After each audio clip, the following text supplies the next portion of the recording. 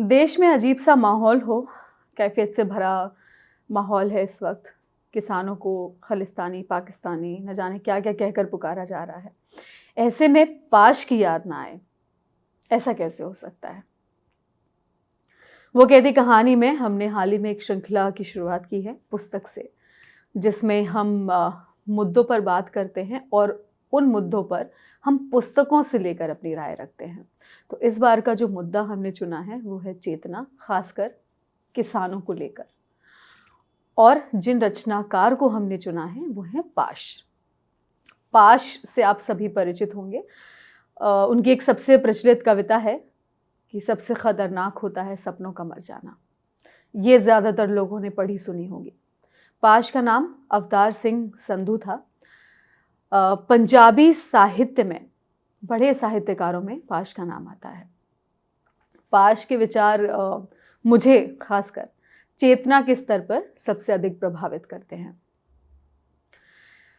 पाश के विचार क्रांतिकारी थे, और क्रांतिकारी हो या क्रांतिकारी विचार कभी किसी हुकूमत को रास नहीं आते।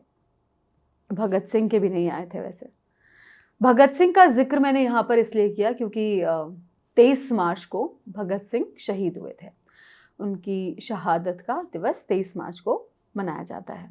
और पाश ने एक कविता लिखी थी 23 मार्च शीर्षक से, उनकी शहादत के बाद, जिसकी आखिरी 2 लाइनें हैं कि शहीद होने की घड़ी में वो अकेला था ईश्वर की तरह, लेकिन ईश्वर की तरह निस्तेज ना था।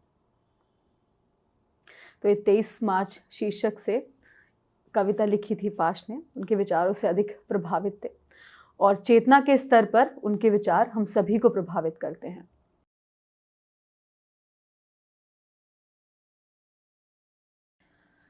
मैं पूछता हूं आसमान में उड़ते हुए सूरज से, क्या वक्त इसी का नाम है कि घटनाएं कुचलती हुई चली जाएं मस्त हाथी की तरह एक समूचे मनुष्य की चेतना को, कि हर सवाल केवल परिश्रम करते देह की ही गलती हो। क्यों सुना दिया जाता है हर बार पुराना लतीफा, क्यों कहा जाता है कि हम जीते हैं?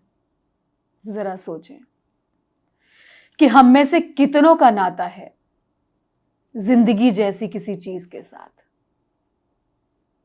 रब की ये कैसी रहमत है जो गेहूं गोड़ते फटे हाथों पर और मंडी के बीच के तख्तपोश पर फैले मांस के उस पिलपिले ढेर पर एक ही समय होती है।